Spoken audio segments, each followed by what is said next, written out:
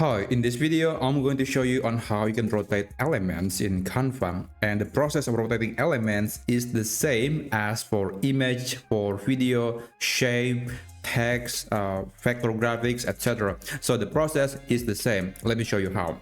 I have this text, and if I want to rotate it, I have to click on it first. And you will see there's this rotate icon. You can actually see the icon at the bottom of the element. The same is true for image, for shape. So you can click on it and you can click and then drag to the left or to the right to rotate the object, and you will see there's a number or the level of rotation. You can rotate to 90 degree, maybe to 180 degree. So the number will basically inform you how much rotation that you have made. So that's how you do it. You can also do the same for this image. And yeah, the process is like that. It's very simple. But what if you want to apply a specific angle? You want to get a specific number, like let's say instead of 90 degree, you want to get 98 degree. How do you get that? You can do it manually like this, but sometimes it's difficult to accurately get that number. Instead, I do recommend to just click on the element and then click position.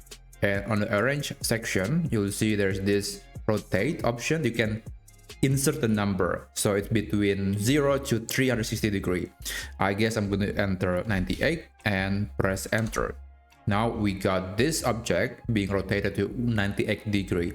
So that's how you do it. But you can actually rotate multiple objects together. What you need to do is you have to select all of them. You can do this. You can click and drag on an empty element, and then you will cover some elements, or you can also just press and hold the shift key on the keyboard, and then you can click on every object that you want to select.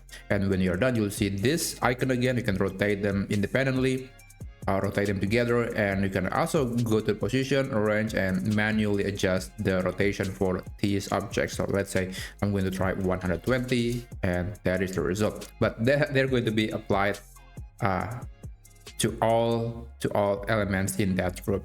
So anyway, that's how you can do it. I hope you found this video helpful, and I will see you on the next video.